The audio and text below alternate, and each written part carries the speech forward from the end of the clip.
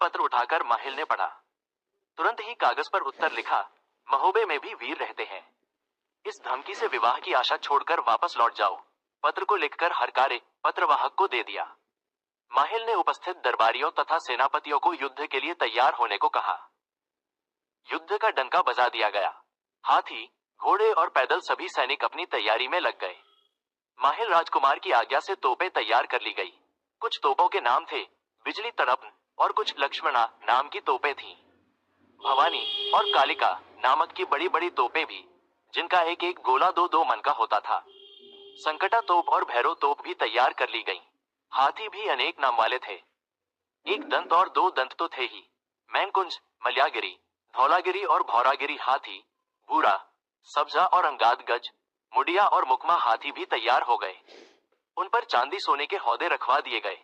हर हौदे में 4-4 जवान शस्त्रों सहित चढ़ गए। इसी प्रकार घोड़े सजाए गए। हरियल घोड़े, मुशकी घोड़े, स्याह घोड़े, सफेद घोड़े, तुर्की और अरबी घोड़े, कच्ची मच्छी और समुद्री घोड़े, लखा, गर्रा और कमेटा घोड़े, श्याम कर्ण और सब युद्ध के लिए तैयार कर लिए गए। मारवाड़ी, मेवाड़ी ऊंट, करहल के ऊंट और बीकानेरी ऊंटों पर गद्दे बिछाकर काठी लगा दी गई। महोबे में जितने योद्धा थे, रघुवंशी, सूर्यवंशी, चंद्रवंशी, यादव, तोमर, भदाव वाले और मैनपुरी वाले चौहान सब तैयार होकर अपनी अपनी सवारियों पर चढ़ गए। राजा वासुदेव की सारी सेना केवल 2 घंटे में ही लड़ने के लिए तैयार हो गई। ढोल नगाड़े बजने लगे। इधर से राजकुमार माहिल ने कमान संभाली और उधर परिमाल पहले ही तैयार होकर आया था। शूरवीर दोनों ओर से गरजने लगे। राजा परिमाल बोले, माहिल, हम चंदेलवंशी राजकुमार हैं। तुम्हारी बहन मल्हना से विवाह करने आए हैं। जल्दी इस शुभ कार्य को संपन्न करवाओ।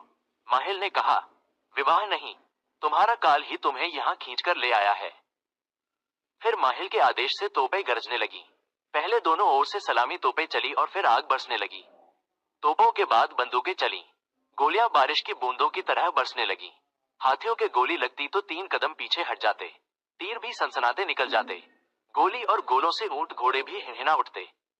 सैनिक गोलों की चपेट में आ जाते तो कपड़ों के समान फटकर उड़ जाते। दोनों सेनाएं आमने सामने केवल 5 कदम के अंतर पर रह गई। बंदूकें और तोपें चलनी बंद हो गई। अब भाले, बर्छी चलने लगे। सांग उठाकर सामने वाले पर फेंककर वार करने लगे। 4 घंटे तक ऐसा भयानक युद्ध हुआ। खून के फव्वारे छूटने लगे। कोई बर्छी से बिंध गया तो कोई सांग से दब गया। फिर दोनों ओर की फौजें एक हाथ की दूरी पर पहुंच गई। तब जवानों ने अपनी तलवारें खींच ली। चुनववी और गुजराती तलवारें खटाखट बजने लगी। घुड़सवार घुड़सवारों से भिड़ गए और पैदल पैदल से मुकाबला करने लगे। हाथियों के सूंड से सूंड और दांतों से दांत अटकने लगे। जगह जगह पैदल सैनिकों की लाशें बिछ गईं। हाथी तो ऐसे पड़े थे मानो रास्तों में पर्वत अड़े हों। सैनिकों के कहीं सिर कटे पड़े थे तो कुछ कटी भुजाएं फड़क रही थीं। किसी की अंतड़ियां ही निकली पड़ी थी तो किसी का चेहरा ही कट चुका था। ढालें जो खून से सनी नीचे पड़ी थीं, वे कछुए जैसी दिखाई पड़ रही थीं। बंदूकें खून की नदी में पड़ी ऐसी लग रही थीं, मानो नाग तैर रहे हों। युद्ध की विभीषिका में घायल पड़े सैनिक पानी के लिए तड़प रहे थे। कुछ तो अपनी पत्नियों को याद कर रहे थे और कुछ अपने बेटों को पुकार रहे थे। कोई अपने पूर्वजों को याद कर रहे थे। उन्हें लगा जैसे चंदेरी नगर से भेड़िए आ गए हैं और भेड़ों पर टूट पड़े हैं। जो जीवित बचे वे सोच रहे हैं कि माहिल की सेना में भर्ती होने की जगह हम अच्छे रहते कि जंगली लकड़ी ही काटकर बेच रहे होते। माहिल अपने हाथी पर सवार हर मोर्चे पर घूम रहा था। अपनी सेना की दुर्दशा देखकर उन्हें जोश दिलाते हुए माहिल बोला, प्यारे सैनिकों, तुम कोई वेतन भोगी नौकर चाकर नहीं हो। तुम सब तो हमारे भाई बंधु हो। मोर्चे से पीछे मत हटना। जो रण छोड़कर भाग जाएगा उसकी 7 पीढ़ियों का नाम डूब जाएगा। यहाँ मनुष्य शरीर बार बार नहीं मिलता। जैसे पत्ता डाल से टूटकर फिर नहीं जुड़ सकता, वैसे ही हमारी इज्जत अब तुम्हारे हाथ है। एक बार चली गई तो फिर कभी वापस नहीं आ सकती। बहादुरों, मरना तो है ही, फिर चारपाई पर पड़े पड़े क्यों मरे। रणभूमि में वीरता से लड़ते हुए यदि मर भी गए तो नाम अमर हो जाएगा। इस भाषण के बाद भी माहिल के सिपाही आखिरी युद्ध में टिके नहीं रह सके। वे भाग खड़े हुए। माहिल ने अपना हाथी बढ़ाया और राजा परिमाल के सामने पहुंच गया। माहिल बोला, बहुत सेना और शक्ति बर्बाद हो चुकी, आओ हम तुम आपस में निपट लें। परिमाल ने अपना हाथी बढ़ाकर ललकार स्वीकार की। माहिल ने अपनी तलवार पूरी शक्ति से चलाई। परिमाल ने अपनी ढाल हराई और वार खाली गया। माहिल ने कहा कि या तो तुम्हारी माँ ने शिव जी की पूजा की होगी या पिता ने रविवार का उपवास किया होगा, अन्यथा मेरा वार खाली न जाता। अतः नजदीक से माहिल ने हाथी की लोहे की जंजीर घुमाकर मारी तो चंदेला वीर का हाथ फुर्ती से पीछे हट गया। भगवान ने उसकी रक्षा की।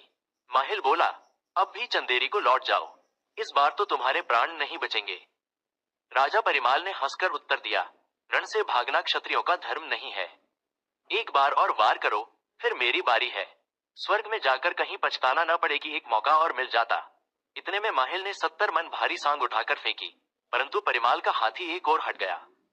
सांग धरती पर जा गिरा। परिमाल बोले, 4 वार तुम कर चुके, अब मेरा वार झेलो। परिमाल ने अपनी तलवार माहिल के हाथी के मस्तक पर मारी। हाथी जैसे ही झुका, परिमाल ने माहिल को फुर्ती से बांध लिया। माहिल के बंदी होते ही भूपति के भी हौसले पस्त हो गए। सेना तो पहले ही हिम्मत छोड़ चुकी थी। भूपति परिमाल के सामने आया तो परिमाल ने उससे युद्ध छोड़कर बहन का विवाह करने को कहा।